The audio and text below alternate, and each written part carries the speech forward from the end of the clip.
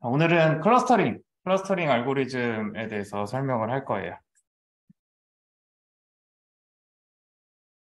목차가 수정을 안 했네요, 제가. 네. 목차 무시하시고요.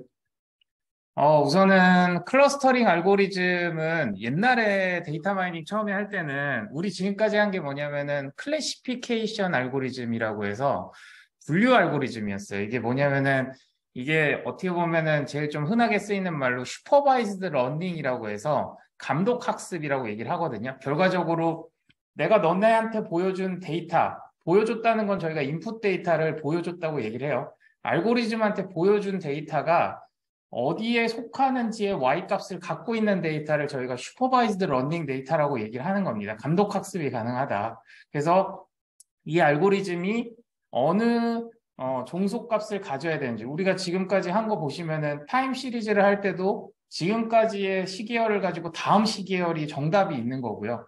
그다음에 이미지를 할 때도 이미지를 쭉 컨볼루셔널을 통과시켜서 이게 어떤 이미지인지가 정답이 있는 거잖아요. 그래서 이 정답이 있는 학습 데이터셋을 학습하는 방식이 대표적으로 이제 클래시피케이션 알고리즘이라고 우리가 표현을 하고 실은 지금까지 우리가 학습했던 거의 대부분의 데이터는 여기 범주에 속합니다. 근데 이제 클러스터링이라는 거는 뭐였냐면은 군집 분석이라고 해서 정답을 몰라요. 그냥 우리는 데이터를 눈에 보여주기만 하는데 그냥 감각적으로 니네가 분류 한번 해봐. 정답은 없어. 라고 얘기하는 겁니다. 그래서 가령 우리가 만약에 어떤 학교의 한 학급에 학생들을 쭉 나열한 다음에 한번 분리해봐. 라고 했을 때 분리 기준은 되게 다양할 수 있어요. 가령 머리가 긴 사람하고 짧은 사람으로 분리할 수도 있고 옷 색깔을 가지고 분리할 수도 있고요.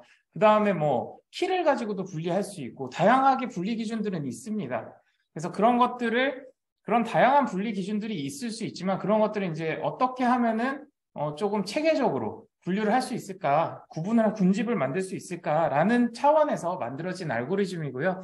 알고리즘 종류가 많긴 한데 잘 쓰이는 게 이제 이 두 가지 알고리즘을 좀 많이 쓰고 있어요. 많이 쓰고 있고, 이 두 가지가 조금 성향이 달라서 특히 이게 공간 관련돼서는 두 가지를 굉장히 많이 쓰고 있기 때문에 여러분들이 이제 이거를 보고, 그 다음에 저희가 수업하는 와중에 잠깐 지나갔지만 저희가 이제 그 외벽 이미지 분석을 할 때 중간에 플래튼한 팩터에서 갑자기 K-민즈 클러스터링이라는 걸 썼어요. 그래서 거기서 어느 군집에 속하느냐에 따라서 우리가 이미지를 열어봤을 때 같은 대리석인데도 이제 흰색 계열이 있었고 빨간색 계열이 있었고 벽돌도 약간 옅은 벽돌이 있었고 진한 벽돌이 있었고 이렇게 군집이 만들어졌잖아요. 거기는 우리가 감독 학습을 한 적이 없어요. 데이터를 알려준 적이 없기 때문에.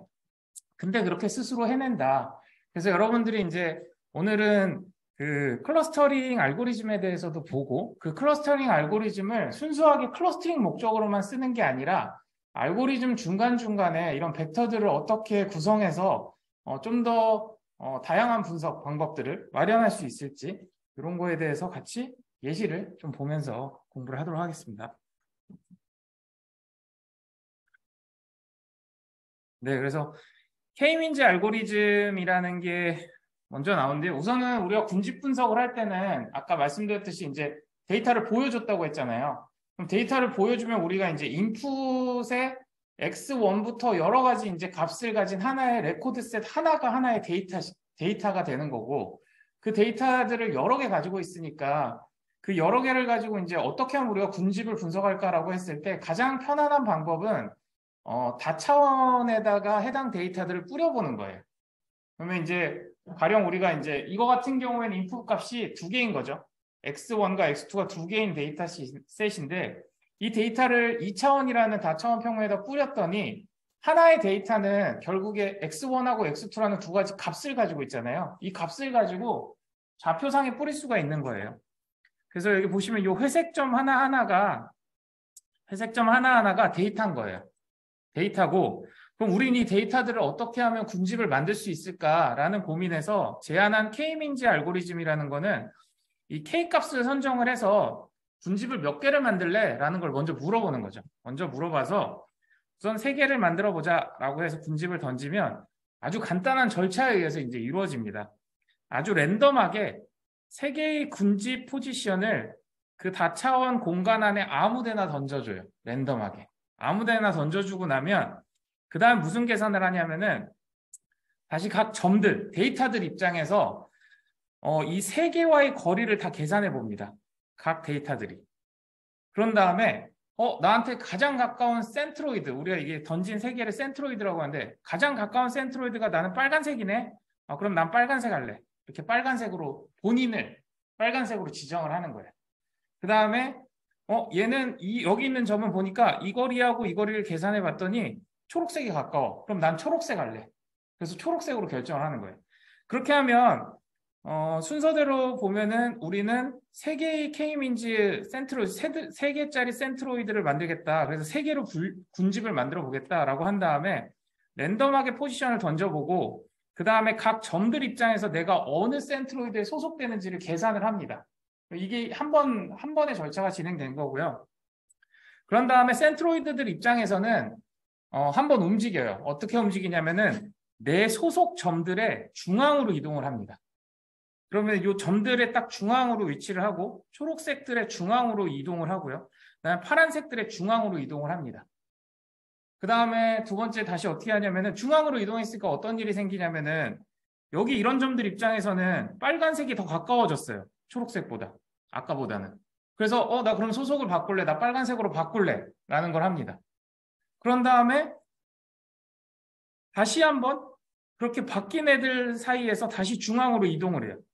이걸 무한 반복을 합니다. 무한까지는 안 해요. 이걸 여러 번 반복해보면 이제 진동해요. 더 이상 움직이지 않고 왔다 갔다 하면서 진동을 합니다. 그래서 이렇게 해서 군집 분석을 하면 생각보다 되게 짧은 시간 안에 데이터가 저희가 이제 2차원이어서 이렇지만 만약에 저희가 저번에 이제 우리 그 S닷 데이터처럼 필드가 한 250개 정도 있다고 하면은 250개 차원 안에서 하나의 점이 되는 거예요. 데이터 하나가. 그럼 그 데이터를 이렇게 뿌려놓고 나면 이 다차원 공간 안에서 이 K민즈를 통해서 몰려있는 애들을 찾을 수가 있어요. 여러분들이 생각을 잘 해보시면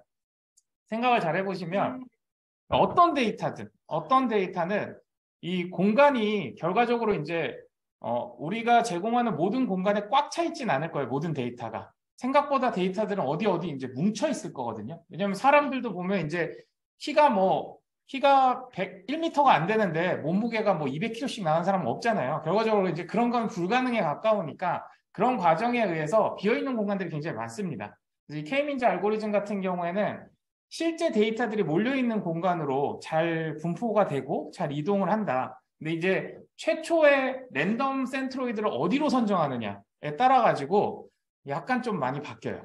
네. 근데 이제 차원이 높아지고 데이터 수가 좀 많지 않다 보면 이제 몰려있는 지역으로 어쨌든 센트로이드가 무조건 달려가니까. 왜냐면은 내가 선정한 데이터들, 내 소속의 데이터들이 몰려있는 중앙으로 가운데 위치로 무조건 센트로이드가 이동하다 보면 굉장히 빠른 속도로 센트로이드들이 이제 데이터를 향해서 달려가게 됩니다. 그 안에서 움직여요. 그래서 실제 우리가 관측될 수 있는 데이터들의 군집을 만드는데 굉장히 유효하고 굉장히 빠르게 가능하다라고 보시면 됩니다. 그다음에 아까 말씀하셨듯이 랜덤을 할 때마다 바뀌거나 아니면 랜덤을 잘못 던져서 잘못될 수가 있잖아요. 그래서 그 지도상의 어떤 공간을 이 K민즈를 돌릴 때 그런 경우도 있어요. 그냥 격자를 정확하게 이렇게 만약에 25개다 그러면 25등분을 해버려요. 그래서 딱 바둑판처럼 센트로이드를 그 위치에 무조건 거기서부터 시작해버리는 거죠. 그러면은 몇 번을 돌려도 계속 똑같은 클러스터가 만들어지는 그런 현상들이 일어납니다. 그건 이제 알아서 하는 거예요. 노하우가 좀 필요한 부분이고.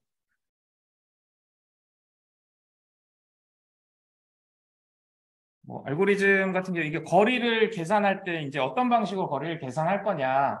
여기서 좀 문제가 생겨요. 만약에 이제 보통은 저희가 K민즈를 기본적으로 던지면 유클리디안 디스턴스라는 거를 계산을 해서 던지는데 잘 보시면 알겠지만 만약에 우리가 키랑 그 다음에 눈동자 크기 이거를 이제 같은 밀리미터로 만약에 계산을 해서 데이터를 넣어놨다. 그러면은 실은 키가 1cm만 차이가 나도 눈동자의 차이점을 훨씬 넘어가 버려요. 유클리디안 디스턴스가.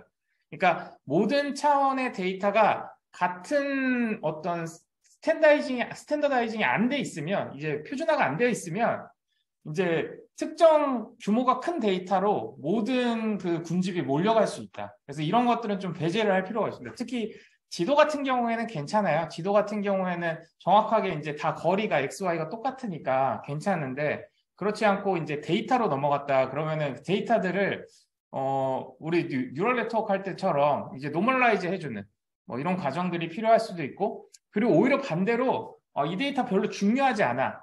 그러면은 그 데이터를 오히려 더 축소시켜도 돼요. 예. 나는 지금 군집을 만드는데 오히려 이 데이터는 영향을 주지 않았으면 좋겠어. 그러면 이제 더 축소시키고 그래도 이 데이터가 극단적으로 바뀌는 어느 임계치가 있으면 이거는 반드시 반영이 돼야 돼. 이런 식으로 이제 우리가 데이터를 사전에 어느 정도 조작을 해서 이 클러스터 분석을 할 수도 있습니다. 그래서 되게 간단한 알고리즘이고 되게 쉽게 돌릴 수 있기 때문에 지금 설명드렸던 것들을 이제 머릿속에 좀 생각을 하면서 내 데이터에 어떤 방식이 맞지, 어느 순간에 어떤 게 맞지, 그 다음에 오늘 제가 되게 다양한 분야에서 이제 클러스터링을 쓰는 포인트들을 이제 쭉 보여드릴 건데 아마 보시면 이렇게 활용할 수 있겠구나, 내 연구에도 이렇게 생각을 하실 수 있을 것 같아요. 그래서 우선은 한번 보시면 제가 올려놓은 거에 클러스터링이라고 있습니다.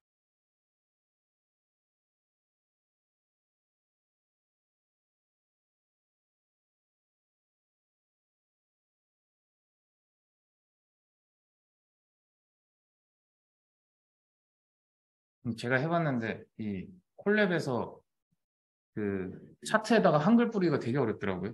네, 막 인터넷 여기저기 뒤져가지고 이것저것 해봤는데 이게 이렇게 한번 설치를 하고 네, 재시작해야 되더라고요.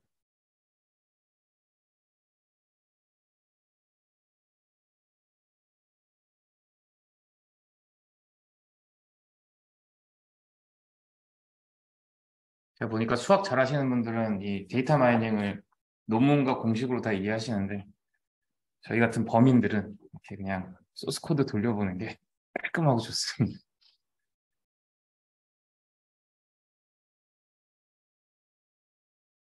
이게 자꾸 하다 보면 이론을 조금 더 들여다보긴 해야 돼요. 왜냐면 어떻게 데이터를 줘야 되고 하이퍼 파라미터 어떻게 해야 되는지가 이제 막 쓰다 보면은 좀 헷갈릴 때가 있거든요. 그 정도 수준에서 이제 보시면 되고.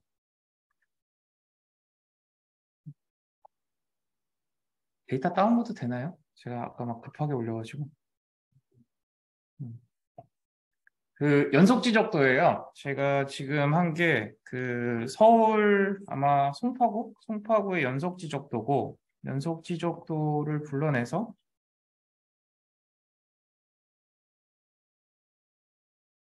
연속 지적도 안에 이제 그 용도 지역도 있고 그 토지 이용 상황이라는 데이터가 있어요. 그래서 토지 이용 상황이 뭐냐면은 그 해당 필지에 1년에 한 번씩 저희가 이제 공시지가라는 거를 내거든요. 세금 때문에. 그 공시지가 조사를 위해서 각 구청에서 해당 필지가 지금 어떤 용도로 쓰고 있는지를 작성을 해요. 그게 이제 가격에 영향을 미치기 때문에.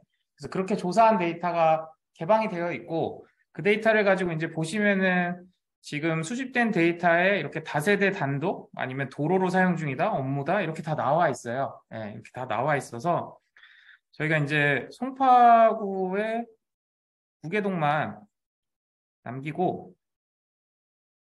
데이터를 토지 이용 상황 아까 보여드렸던 이제 토지를 어떤 용도로 쓰고 있느냐 해서 연립 다세대만 뽑았어요. 연립 다세대로 쓰이고 있는 필지만 송파구의 2개 동에 대해서 방이동 아마 송파동인 것 같은데 2개 동에 대해서 이제 연립 다세대로 쓰이고 있는 필지들만 연속 지적돼서 뺀 겁니다.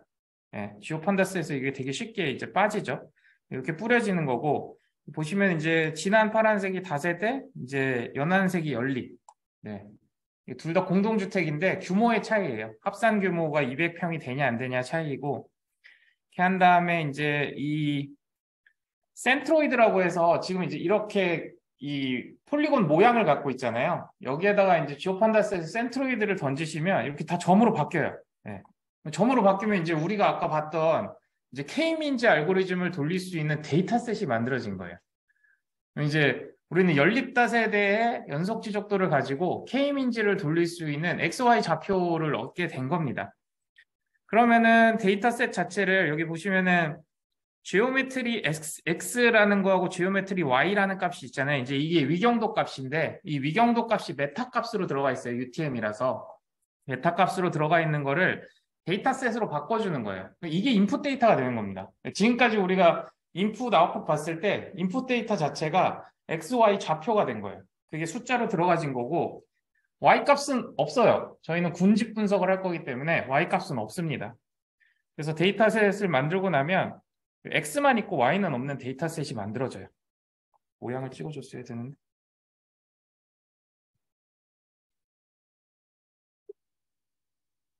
보시면 1722개의 데이터가 x, y라는 두 개 값을 가진 데이터셋이 만들어진 거예요. 그럼 그 데이터셋을 가지고 저희가 사이킨런에 K민지라는 클러스터를 가져올 거예요. K민지라는 클러스터를 가져와서 N 클러스터가 이제 몇 개로 나눌래라는 거거든요. 여기 숫자를 이제 지정을 해주시면 아까 얘기했던 센트로이드 개수를 던집니다. 지금 5개를 던졌는데 5개를 던지고 fit을 누르면 눌러보시면 이 정도 시간에 K민지 알고리즘은 다 돌아간 거예요. 네, 다 돌아갔고 그다음에 돌아가고 나면 뭘 얻을 수 있냐면 요 CLT 안에 이 센트로이드라는 값을 얻을 수가 있어요. 센트로이드라는 값 안에는 아까 얘기했던 이제 그 5개 점의 XY 좌표, 그러니까 인풋 차원하고 똑같은 차원에서 센트로이드의 위치 값이 저장이 돼 있습니다. 위치 값이 저장이 돼 있고, 그럼 우리는 문제가 모든 점들이 어느 센트로이드 소속인지는 이 데이터에는 없어요. 그냥 센트로이드 좌표만 있는 거고, 이 데이터는 난 어느 센트로이드 소속인지는 없습니다. 그래서 저희가 이 cdist라는 함수를 불러가지고 자기랑 이 거리를 일일이 다 디스턴스를 계산해가지고 그 귀속시켜주는 거예요. 나 어디 소속이구나 라고 귀속시켜주는 그 결과를 이제 y-값으로 얻어내는 거죠. 그래서 프리딕트를 돌리면 네, 이렇게 소속이 나옵니다. 여기 보시면 이제 그 빨간색 좌표들이 이게 센트로이드 값들인 거예요. 센트로이드 값들이고 처음에는 이제 랜덤하게 포지셔닝 했겠지만 결국엔 보시면은 이 연립다 세대가 이런 모양으로 이제 분포가 돼 있잖아요. 이제 가운데 큰 길도 있고 이 큰 길을 중심으로 이제 5개 군집으로 이렇게 나눠진 거죠. 여러분들이 이제 숫자를 바꿔보면 굉장히 간단한 동작이라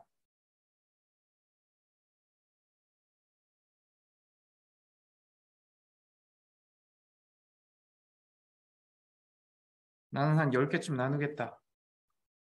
이제 필요에 따라서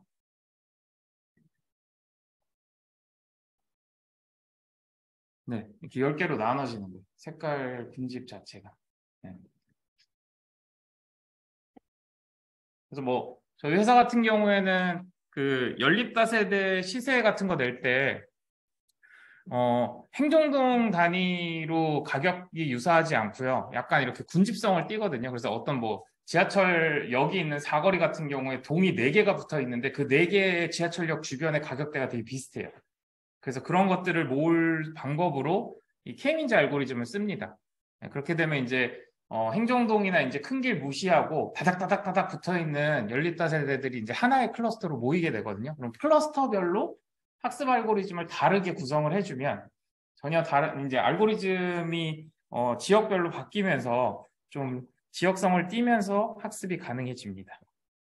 간단하죠. 네. 여러분 데이터에서도 이제 이런 것들을 활용을 하시면 되고요.